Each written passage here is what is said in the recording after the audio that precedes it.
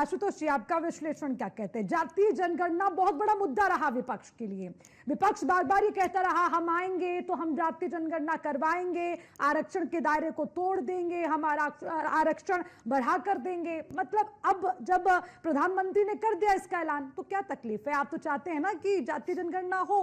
चाहे वो आपकी सरकार में हो या फिर उसको एनडीए की सरकार करने जा रही है। तो आपको तो इस पे कह देना चाहिए कि अपने सबके साथ, सबके विकास के साथ चल रही है मोदी सरकार। देखिए अर्चना, जातिगत जनगणना की मांग तो लंबे समय से हो रही थी और जो सरकार ने किया है, निश्चित रूप से विपक्षी दलों को भी कहीं न कहीं ये चीज रास आ रही है। सबसे बड़ी दिक्कत जो है वो दिक्कत ये है कि बिहार का विधानसभा चुनाव जो है वो बिल्कुल सिर पर है और बिहार विधानसभा चुनाव से ठीक पहले जातीय जनगणना का जो एक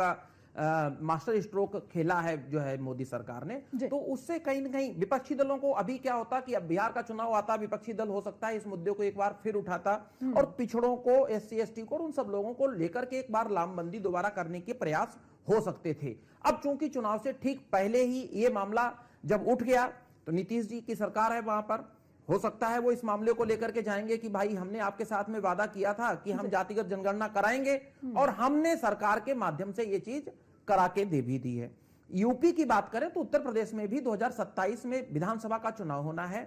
अखिलेश यादव जो कि सत्ता के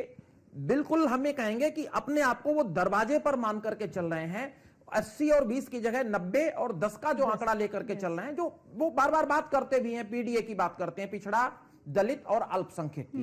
पिछड़ा दलित और अल्पसंख्यक की धुरी पर ही आकर के उन्होंने 2024 के लोकसभा चुनाव में भारतीय जनता पार्टी को एक बहुत बड़ा डेंट दिया। अब आज के समय में जो जातीय जनगणना की बात हो गई है, जिसकी जितनी हिस्सेदारी,